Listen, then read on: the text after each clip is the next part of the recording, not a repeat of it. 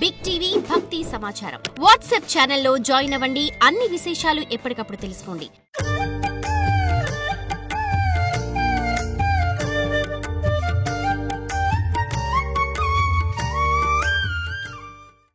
వామే మాణిక్యపాత్రం మధురసభరితం వామే మాణిక్యపాత్రం మధురసభరితం వామే మాణిక్యపాత్రం మధురసభరితం బిభ్రతిం పాణిపద్మే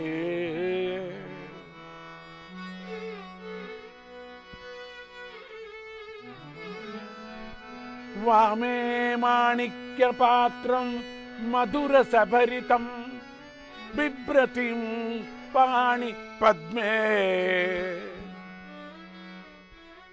దివ్యైరన్యై ప్రపూర్ణం ధృతమణివలగే స్వర్ణదర్వీం చ దక్షే దివ్యైరన్యై ప్రపూర్ణ ధృతమణివలగే స్వర్ణదర్వీం చ దక్షే రత్నాంగిం పీనతుంగ స్తనభర విలస తార హారాం త్రినేత్రాం రత్నాంగిం పీనతుంగ స్తనభర విలసస్తార హారాం త్రినేత్రాం వందే పూర్ణేందుబింబ ప్రతినిధి వదనా వందే పూర్ణేందుబింబ ప్రతినిధి వదన మంబికా మన్నపూర్ణాం మంబికా మన్నపూర్ణాం. ఆమె ఎడమ చేతిలో మధురసభరితమైన మాణిక్య పాత్ర ఉంది. ఇక్కడ దీన్ని చాలా గమనించండి. వేదాంతపరంగా అత్యద్భుతమైనటువంటి ఈ శ్లోకం. వేదాంతం వారు దీన్ని అప్పుడప్పుడు కోట్ చేసుకుంటూ ఉంటారు. అమ్మవారి రూపం ఇట్లా ఉన్నప్పటికి కూడా చాలా దీంట్లో రహస్యాలు ఉన్నాయి. ఆమె ఎడమ చేతిలో మధురసభరితమైన మాణిక్య పాత్ర ఉంది. స్వామీజీ పూజలు ఉపయోగిస్తారు బంగారు మాణిక్య పాత్ర. అది చూసారో లేదో మీరు? అసలు ఆ పాత్ర దర్శనం చేయాలి మీరు. మాణిక్య భరితమైనటువంటి పాత్ర, బంగారు పాత్ర. దాంట్లో ఎట్ల కుడి చేతిలో నానావిధ దివ్యాన్న పరిపూర్ణమైనటువంటి బంగారు గరిటె ఉంది. అది చూడటానికి అద్భుతంగా అమ్మవారు. అసలు ఇది చూస్తే చాలు కడుపు నిండుతుంది మనకు. ఆమె శరీరమే రత్నమయంగా ఉంది. రత్నపాత్ర ఉండనండి, శరీరమే రత్నమయంగా ఉందండి.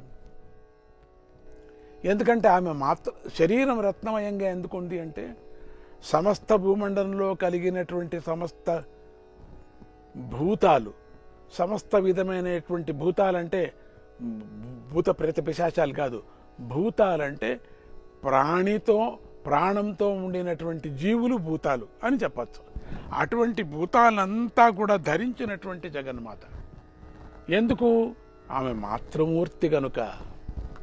ఆమె మాతృమూర్తి కనుక స్తనములు ఉన్నతంగా ఉన్నాయి. అమ్మవారు ఆ పాలు కుండలు ప్రపంచానికంతా జీవరాశులకి ఇవ్వటానికోసం. అందుకని అమ్మవారు ఆ విధంగా ఉన్నది అని. మెడలో హారాలు ఉన్నాయి అమ్మవారికి. మాణిక్యమైనటువంటి మెడలో హారాలంతా ఆమెకే. ఆమె ముఖము పూర్ణచంద్రుడిలాగా ఉంది. అట్టి అన్నపూర్ణాంబికకు నమస్కారం అని ఈ కీర్తన చెప్తున్నది. ఆ అన్నపూర్ణ అంటే నాకు చాలా ఇష్టం. అన్నపూర్ణ జ్ఞానపూర్ణ సాదదాతునే దియముదీర్ణ అన్నపూర్ణ జ్ఞానపూర్ణ సాదదాతునే దియముదీర్ణ అన్నపూర్ణ జ్ఞానపూర్ణ సాదదాతునే దియముదీర్ణ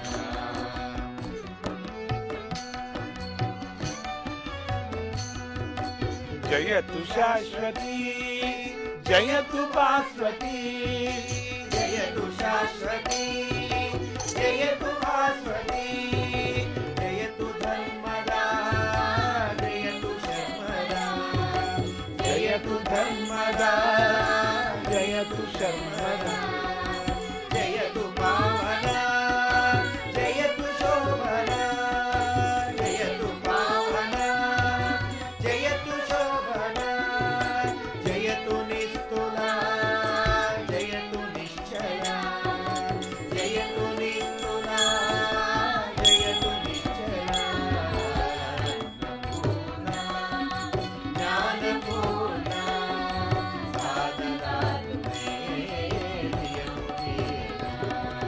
స్వాపరాధని మోక్షతత్పరా స్వాపరాధని మోక్షతత్పరా అన్నదానస దీక్షితాపరా అన్నదానస దీక్షితాపరా వ్యాసరర్వణి వాసనిష్ఠురా వ్యాసరర్వణి వాసనిష్ఠురా సచిదానంద శ్రీ నిత్యభాసురా సచిదానంద శ్రీ నిత్యభాసురా అన్నపూర్ణా జ్ఞానపూర్ణా సాగరాత్మే ప్రియముదీనా అన్నపూర్ణా జ్ఞానపూర్ణా సాగరాత్మే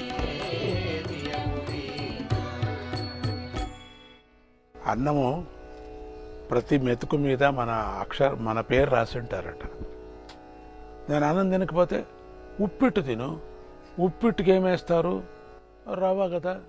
ఆ రవ్వ ఒక్కొక్క రవ్వ మీద కూడా రాస్తారు. అంత సూక్ష్మంగా రాస్తారు. దోశ తిను. దోశ ఒక్కొక్క కణంలో కూడా నీ పేరుంటుంది. నీ పేరుంటుంది కాబట్టి నువ్వు వెళ్ళి తింటున్నావు. ఇడ్లీలో ఒక్కొక్క కణంలో కూడా నీ పేరుంది. అన్నంలో ఒక్కొక్క మెతుకు కూడా అన్నంలో ఉన్నది. ఆ విధంగా ప్రతి చుక్కలో కూడా నీ పేరున్నది. నేను ఒట్టి మజ్జిగ తాగుతానంటే ప్రతి చుక్కలో కూడా నీ పేరుంది. ప్రతి నీళ్లలో కూడా నీ పేరుంది. ఆ రోజు అక్కడ నువ్వు తినాల అంతే. ఎవరిల్లో ఏమిటో, ఏ స్నేహితుడో, ఏ హోటలో అది ముఖ్యం కాదు. అక్కడ నువ్వు తినాల్సిందే అంతే. నీకు పేరు రాసి పెట్టింది.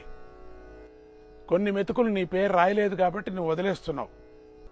అందుకని ఈ అన్నం అనేటువంటిది బ్రహ్మాండంలో ప్రతి ఒక్క జీవికి, గడ్డి తినే జీవికి కూడా అన్నమే. పులి పాపం గడ్డి తినలేదు, ఏదో ప్రాణుల్ని వేటాడి తింటుంది. అది కూడా ఒక జీవే కదా. అది కూడా దానికి రాసి పెట్టింది. ఆ రోజు ఆ జింక దానికి ఆహారం అంతే. ఎవరు ఏం తప్పించలేరు. అయ్యో అనిపిస్తుంది మనకు. అయ్యో అంటే దానికి ఆహారం ఎవరేస్తారండి? అయితే అయ్యో అయితే నువ్వు వెళ్ళి ఆహారం అవుతావా? లేదు ఒక చేయి కత్తిరించిస్తావా నువ్వు? లేదే. అయ్యలేదు గుయ్యలేదు, నువ్వు చూడొద్దు అంతే. కానీ ఆహారం దానికేదే పరమాత్ముడు పెట్టాడు. సర్కిల్ లాగా పెట్టాడు.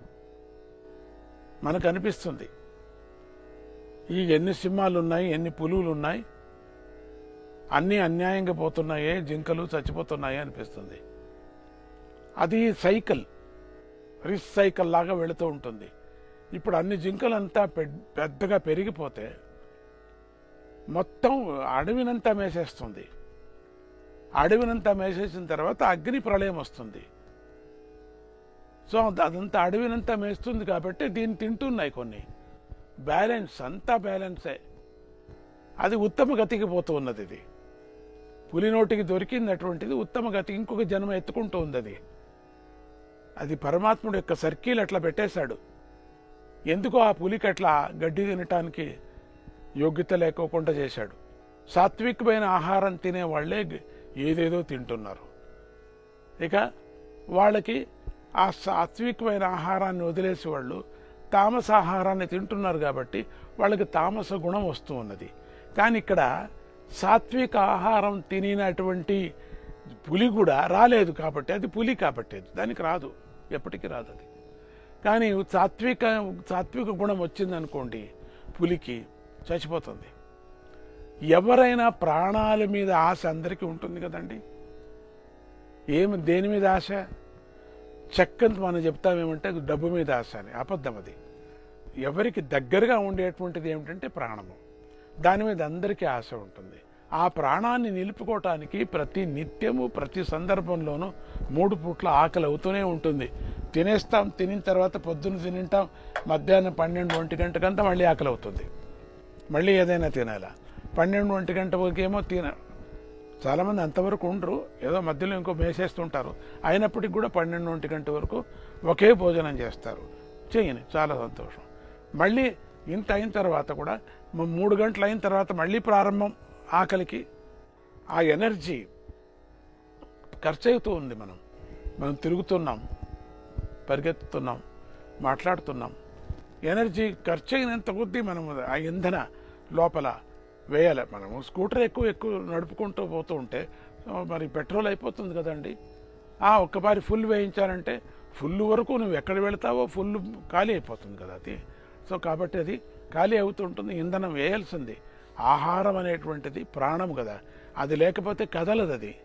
ఇప్పుడు ఎంత బాగా ఇంజను బాగా ఉండినప్పటికి కూడా దానికి ఇంధనం లేకపోతే ఆ ఇంజన్ కదలదు. ఎంత శరీరం రచన ఎంత అద్భుతంగా ఉందండి. ప్రాణం కూడా వచ్చేసింది, శరీర రచన బాగుంది.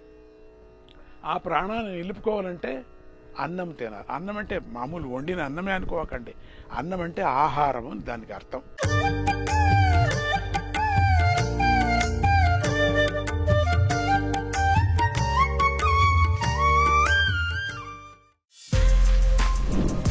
For more videos like this, subscribe Big TV channel.